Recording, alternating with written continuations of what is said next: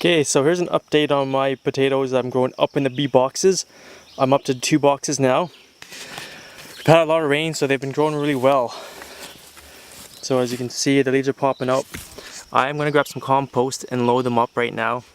The ones that are popping up. I've done it a few times already. One thing with our potatoes out here, we always get the potato bugs. And I can see one down here trying to lay his eggs. Where did he go? Oh, he's falling right down. I'll bury him. But I might have to water a bit because they're looking kind of wilty here. So we'll get some water on them, some compost. And just for comparison, here's the other ones outside the boxes.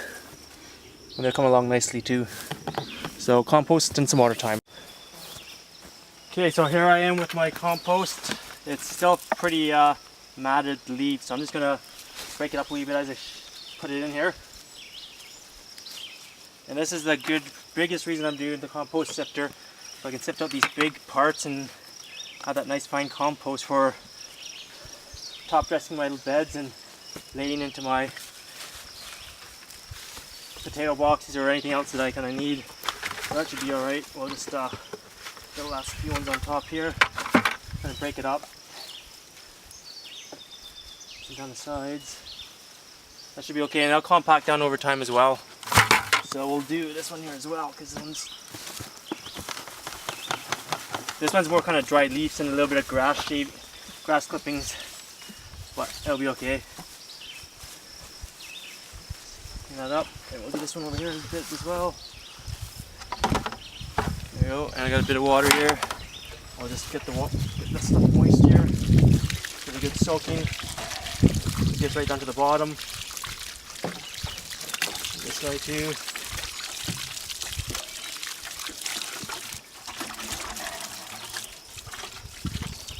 So I'll do this box and that box as well, and then I'll head over and show you the rest of the garden update, show you how everything is progressing.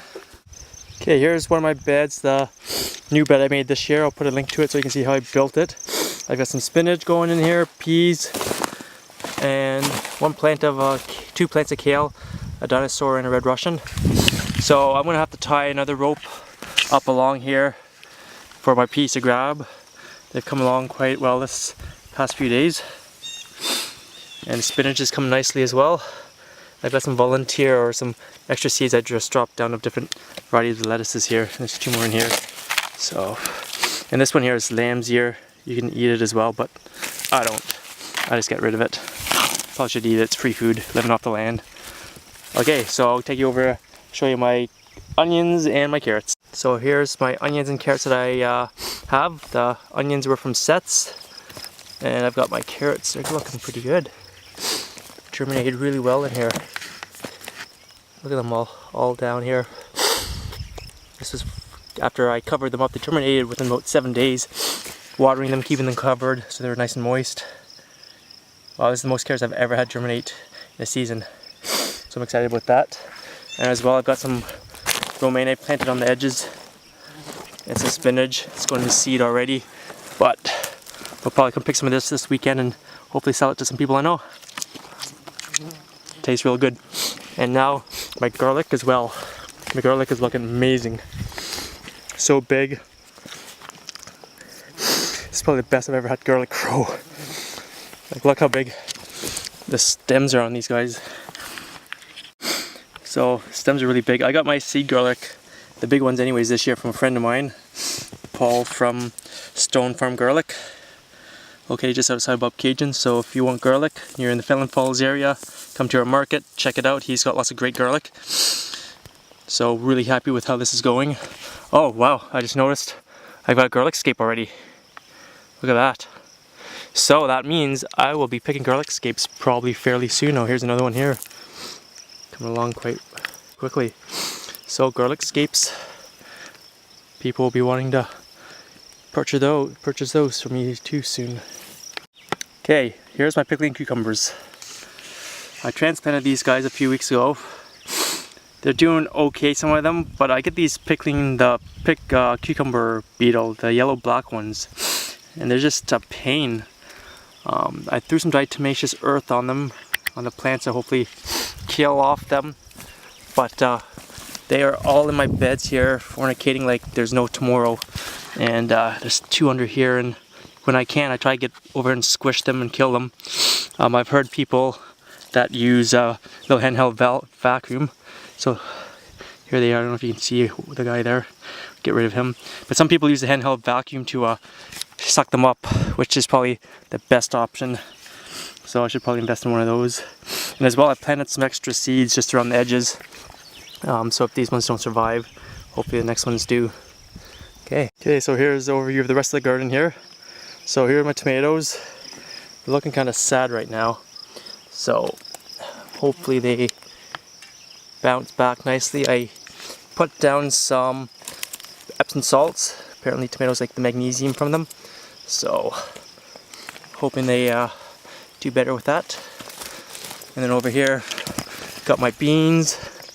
I got a few beds of beans because they seem to be really popular with everybody. And peas as well here. So lots of them. I planted some and then planted another round right afterwards. And this foxtail, just can't get rid of it. Okay, show you my next bed here. Here's my lettuce bed. It is looking amazing. These mixed lettuce greens have doubled in size since I was here yesterday. We had some rain again today, and these are going to be ready for picking. My romaines. So I'll be picking those this weekend, some of them. I let the romaines go a little bigger. They're still fairly small. Got my mustard greens. They're starting to come along. I used diatomaceous earth on those as well for the black flea beetle. I think it sort of helped a wee bit. And then here's all the other ones I planted super close together. Romaine, speckled butterhead, spinach. Just trying to really intensify my planting. Try to get a lot of food in one area. Okay, next I'll show you the corn. So here's my corn. I planted it about a week ago.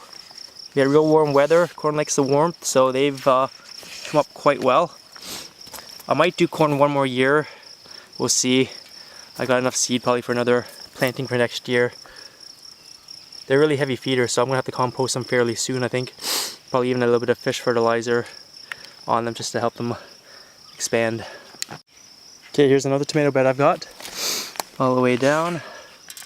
And as well, just on the outside, I planted some more lettuce seeds that I had. I'm trying to do succession planting, trying to get some lettuces growing, you know. So after that first crop is ready and finished and picked out, that this one will be ready to be picked. So there we go, they're looking good, these tomatoes here. Now I don't stake each plant. I don't have that many stakes, so I've been using metal stakes here. I just tie ropes around and do about 4 down per bed. And it seems to be okay. I'm gonna have to do more ropes than I normally do. They don't stand up so well, get really heavy with tomatoes on.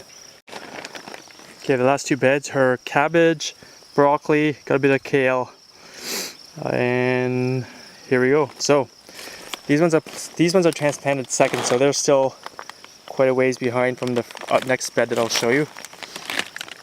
So there's a nice broccoli right there,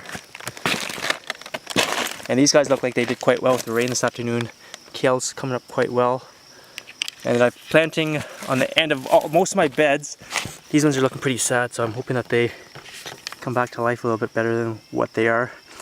But I'm planting squash at the end of my beds for the sole reason, if you're planting squash in the middle of a bed, you're wasting space. They take up so much room. So past 2 years I've been planting on the edge of my beds and setting them out into the field to the grass. So it saves me space, and yet I can still grow tons of squash. So far it's working well. We'll give you an update on that, see how that works for this season as well.